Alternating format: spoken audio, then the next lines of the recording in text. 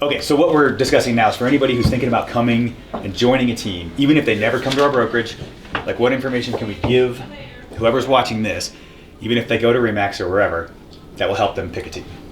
Like why is it so important to really be picky about where you go and join a team at? Okay. Well, so our team is like a family, so having core values that align, if you've ever... Oh, it's huge. Yeah. And then you can all be in agreement with this is who we are. Yeah. So when we're hungry, you're tired, you don't want to live up to your best self, these things will guide you. Yeah. And it also protects the team as you're growing and you're considering new people. So it's healthy for you considering a team, but it's also healthy for the team considering you. There's a lot of great teams that might not be able to they don't have a written core value statement, but asking them, like if they can't tell you what their core values are, then there's probably, if they don't know what they are, there's no way you're going to know if you're a fit. Would you not say, like, you should at least be able to talk about what your values are? Yeah, is it important to you to be working with someone who has intentionality, that has clarity, that has actually thought about these things? It's important to talk about and bring other people on that are on, so you're all moving in the same direction. Yeah. Right. It sounds like it doesn't matter how much you love what you're doing, how much you're being paid for what you're doing. Yeah, and you should like where you work. You spend more time with the people you work with than your spouse. And if you get on the wrong fit, you're going to feel uncomfortable, and it's not quickly. Well, an example would be there's definitely some teams where everyone on it is just like, what's his name? Grant Cardone. They're like 10x everything. We're gonna go. Yeah. If you're like that, and you get on a team with a bunch of people who are like, yeah, we want to work 35 hours, and we all have families and kids at home, and neither one of them is wrong, right? Right. But you don't want to be the person who wants to not work 60 hours a week, being on a team where everyone's working 60 hours a week. Yeah, and the reality is real estate teams are very small, very intimate. So if you're not in line, then you're going to kind of fall apart. A lot of folks spend a lot of time wanting to be on a team. They do everything they can to have a great interview, but what they're forgetting is they should also interview the team. Yep. And they should have a list of questions. Where are they getting their leads? What are the expectations of them? That's super important, so you should be pay close attention to that. Yeah, that is a super important. It's very important to kind of just put together your top 10 questions. Yeah, interview them. Yes, interview them for sure.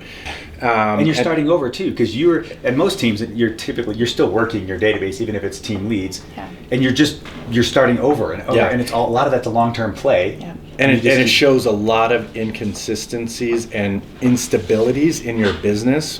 It's better to know for sure that this is a good fit before you jump in. I look at the leadership interview with current agents that are on the team. Sometimes team owners can sell you on their team, and it's slightly different when you jump on. Especially if you're a newer agent, you're not quite sure. I mean, you can interview a team and the leadership, but you're not sure what you're looking for. So I would say spend a little bit of time thinking about the people that you really appreciate and what the qualities about those people are that are influential in your life, and maybe get clarity around that going into it will help. Leadership is huge. How is the team led? And you have lead sources, like what kind of leads do you want to work? That's a huge one. There's tons of people who get on teams and realize they don't like to convert that type of lead. But you shouldn't jump into something where the majority of what your day is something you don't like. It's not sustainable. Yeah. Like if you don't like to cold call, you shouldn't be in an environment where you're cold calling all day. Yeah, there's teams that is where they generate all their leads. Yeah. And then there's teams where it's really focusing on database. That is a much more personal relationship. There's a lot of them focus on social media or holding lots of events and public events, there's the sky's the limit. Support.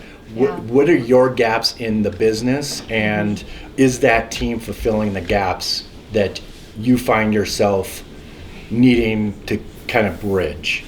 Yeah, because if you find someone that actually fills your gaps, your career is going to launch. Having the foundation and kind of clear and the systems set in place, I think, is super helpful also. I think not all teams are created equal. Correct. And I know, we've got our act together here, but I can't say that about everybody, But it's all, there's some just where they don't have their act together. But then you have all the teams that do, and they're still so different. Like accountability levels. like you have teams that you have to come in at a certain The time. structure you're that are talking, treated, yeah. the structure of the team, like treated more like a W-2 job, right?